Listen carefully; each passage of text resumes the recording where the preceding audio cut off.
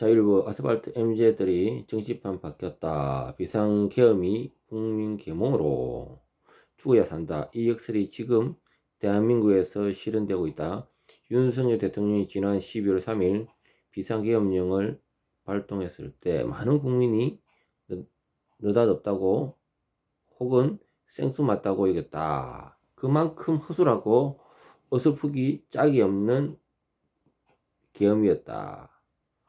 계엄 선포 직후 윤 대통령 지지율은 바닥을 쳤다. 그리고 한 달여가 지난 지금 윤 대통령 지지율이 계엄 이전의 2배를 뛰어넘는 고공행진을 계속하고 여당인 국민의힘 지지율도 함께 오르는 등 대반전이 펼쳐지고 있다. 비상계엄은 대스사시의 첫 장이었던 것이다.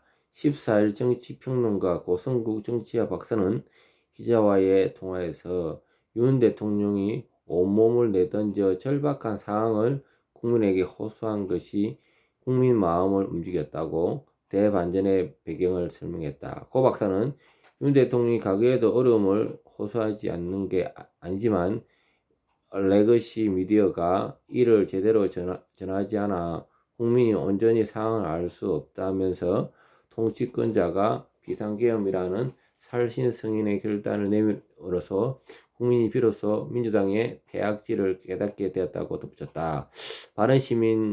바른사회시민회의 공동대표 조동건 명지대 명예교수는 이날 기자와의 통화에서 최근 여론조사에서 윤 대통령 지지도가 40%가 중반을 넘고 정당 지지도에서 국민의힘이 민주당을 10% 이상 앞서는 것으로 나타나지 않았으며 젊은 세대가 움직이지 않으면 이런 역전은 가능하지 않다고 분석했다. 조 명예교수는 젊은이들이 전체주의 중국과 북한을 굉장히 싫어하는데 민주당이 전체주의를 가는 것처럼 보이니 윤 대통령과 국민의 힘 쪽으로 쏠리는 것으로 진단했다.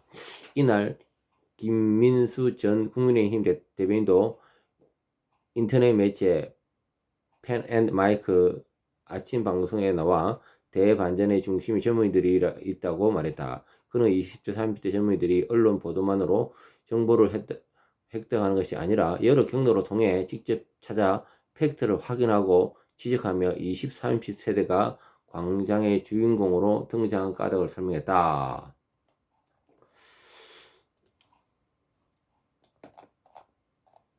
김 전 대변인은 윤 대통령 탄핵 이후 지켜보니 민주당이 발목을 잡는 바람에 윤 대통령이 국정 운영의 철학을 제대로 펼칠 수 없다는 사실을 깨닫게 되었고, 더구나 탄핵이 적법 절차를 거치지도 않았을 뿐 아니라 수사도 적법하지 않는다는 점에서 젊은이들이 윤 대통령을 지키겠다고 한남동 대통령 관저 앞으로 모이는 것이라고 했다. 그는 또 흔히 20에 30대, 60, 70대, 40, 50대 포위했다는 세대 포위론을 이야기하는데 그게 아니라 2030 세대가 전 세대를 견인한 것이라고 짚었다. 그는 MZ세대가 국민을 일깨우고 있다고 진단했다. 사실 한남동 대통령 관저 앞 윤 대통령 지키기 집회의 중심에는 2030의 젊은 세대가 있다. 이날 역시 한남동을 지키는 주력 부대는 2030 세대였다. 그간 보아왔던 익숙한 풍경은 광장의 주인공이 노장년층이었다는 점이다. 하지만 지금은 다르다. 김 전 대변인이나 집회에 참여하는 젊은이들은 사실을 확인하고 싶다면 한남동에 나와보라고 말했다.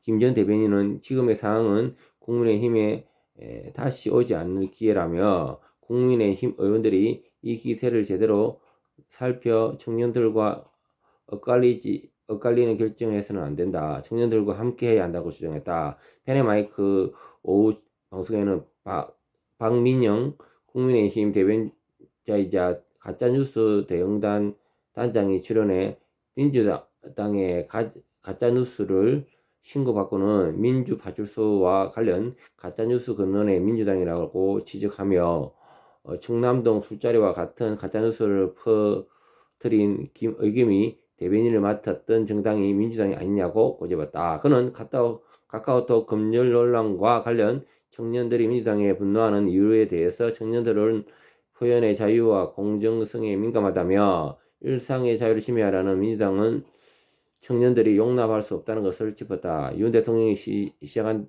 대서사시 결말이 어떻게 될지 앞으로 전국 정계에 이목을 쏠리고 있다. 예. 청년들이 막 뛰쳐나오니까 사실은 이럴 때 여의도 정치계에서 우리 국민의힘에서 청년들 끌어안아야 됩니다. 그래 이 리더십이 끌려가는 거죠. 예, 감사합니다.